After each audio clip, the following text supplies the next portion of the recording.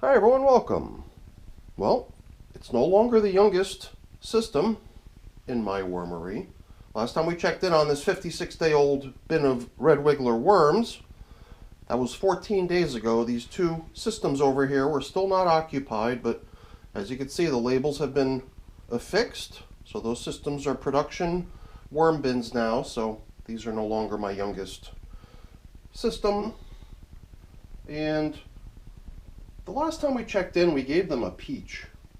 So my guess is that the peach has probably been eaten, but the pit will definitely remain. Well, I don't know. 2 weeks later, is the peach gone? I guess we'll have to see. Let's get in there and see how they're coming along. What they received last time, as I mentioned earlier, was a peach, but the peach was cut in half and spread out a little bit, but it was wrapped up in paper that we soaked pretty thoroughly, newspaper. And then the banana peel was the other thing they got last time. Here we're getting them a nice assortment of different fruits and vegetables. Lots of peppers in here, mainly jalapeno. Some of it's not jalapeno. Got some lemon peel. These are some of the green tomatoes from my garden.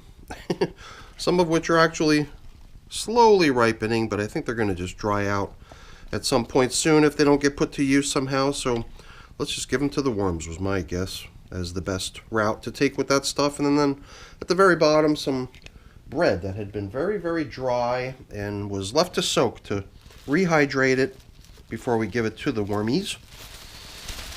Now, this top covering of newspaper, I can't recall if it had already been in here and was now in service over the course of 2 feedings, or did it get put in here fresh last time? Considering how well it's holding up, it could very well have gone in here fresh last time. I don't recall, but I think I do remember dampening it. I don't know why. Bits and pieces of the video from last time are coming back to me because I did screen through it quickly to try to size up what's going on and what to do today. And this to me looks like the leaves of something that they must have been fed not too long ago. Could it be strawberry? Just the look of it kind of resembles a strawberry's flower or leaves. And I really don't remember at this point. I do remember what was fed last time simply because we did watch the video really quickly before coming down here. And yes, that's me referring to myself as we, which is a bit cheesy, I suppose. I guess I've gotten into the habit of narrating in such a way that I feel like everyone that comments on the videos or even just watches the videos is kind of here with me, participating in this. Because even though I do it once, really quick, for the first time, while I'm filming it, to me it almost seems like every time it gets played out on YouTube, it's just happening again. Well, in a way it is happening over and over again for each new viewer. Alright, even some of the shredded paper cardboard bedding that must have been sprinkled down here last time has survived quite nicely. But now, as far as the peach, as I remember, the peach was kind of folded up within this piece of newspaper, unless I'm misremembering. But that would suggest that I would sense the peach pit somewhere within the wrapping, since it would seem unlikely that the peach pit would have gotten consumed. Just seems weird. I'm kind of going on and on about the peach, and I'm wondering if it could have been one of my other systems where the peach got fed. And I'm just mixing this up. And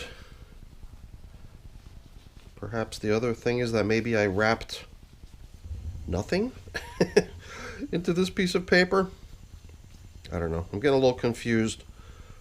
Normally I would not want to have a piece of paper like this folded over and over and over again, kind of turning it into a big glob of paper that would not have much use in the worm bin, because it's all just sort of folded over onto itself and protecting itself from any sort of worm traffic, any sort of use that the wormies might get out of it. So I don't know, kind of weird. Let's keep going. Maybe I'm just not remembering correctly. I did kind of skim through the video from last time, so I didn't really watch it with all that much attention being paid to what's going on. Who knows? I could have just been going on and on and on about the peach from the very beginning, and I could have just gotten this system mixed up with another system. So now I do remember I had a couple mangoes. One mango got placed right into this system as is, whole, as an entire object, but the other mango that I had was cut in half and placed into the two bins of a pair of bins. And here it seems like this this outer husk of the mango seed is still kind of being worked on. There's this kind of weird, kind of fuzzy, furry sort of stuff on the outer surface of it, which is really like just a tough, matted down, fibrous material, but the worms kind of get into it, and the bacteria and everything must get into it, and helps loosen it up into a kind of a furry, fuzzy outer texture, which the worms do seem to like because it gets worked down pretty quick right from the start. But you know what? I think we've been tiptoeing around this whole topic of whether or not I've mixed this system up with another, and whether there's even a peach in here. I mean, here we go. Is this banana peel? No, it's not. I thought it was. Or is it? No. Sort of resembled banana peel, but besides peach, whichever system it is that received the peach, there was also a banana peel. But guess what?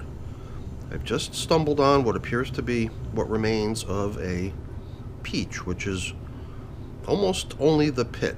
Although there's a little bit of material still kind of hanging on, not quite done getting consumed.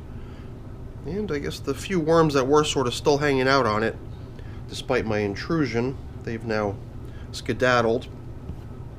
So I'm not going crazy. That's good. Alright.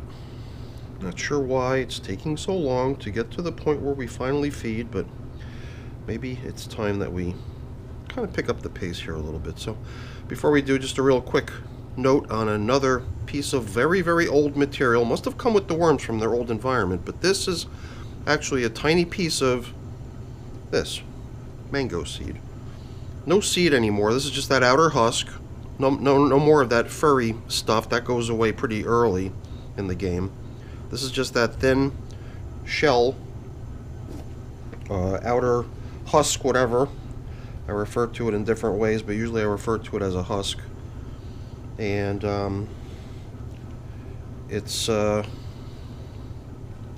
almost gone, but that right there is kind of meant to illustrate how slow something like that goes in the worm bin. It goes extremely slow. So I've kind of gone on and on and on, and I think it's time to just get this feeding taken care of. So let's drop in a little bit of fresh bedding. It's not even just a little, that's a pretty healthy portion. And then this newspaper, which I'm not even sure what the heck it was doing, all folded over like this. For some reason I thought I had placed some of the food they got last time into it, but when we stumbled on the pit of the there it is, of the peach, it just seemed like it was kind of just floating out in space. So maybe I've got to pay closer attention next time I I review the video from the previous check-in to see just what played out and what happened. So let's give them their feeding. This bread's been soaking here for a little while, just to make sure it's thoroughly dampened before going in. So we'll spread that stuff out, and it does seem like soaking bread is the way to go for sure, because I have been doing some bread lately in terms of including it in a lot of my worm bin feedings and other pastries, other baked goods like that. And it does seem like it's getting consumed pretty quickly. In the past, when I'd not dampened it before placing it into the systems, the stuff just the the stuff would just sit there, kind of ignored by the worms, get covered in mold, and it just seemed to me like I got to come up with a different strategy. So it does seem to me like dampening bread thoroughly definitely increases the pace at which the worms are able to approach the stuff and start digging in and kind of share in the bonus of the food and not leave it just to the mold to get it. Lots of nice bedding with all kinds of lovely castings developing in between everywhere. And even here, look, this must be another chunk of old food that came with the worms from their old environment, along with that chunk of mango seed that we found earlier. These are pieces of corn cob. And I'm sure we'll bump into other very old food items that must have come over with the worms from their previous environment. I've also got this little thing in the back of my mind. Again, I should prepare better for these check-ins, but I thought that this was the system where we're also running the cork. And, well, it's not really the size it was originally when it got first placed into one of my systems many years ago. Over the years, it's held up really well to the breakdown process, but it does seem to me like over the past year or so, the cork has been losing mass, so perhaps it's finally in the decline in terms of finally getting consumed by the wormies down here in the worm bin. So here's a banana stem coming along quite nicely.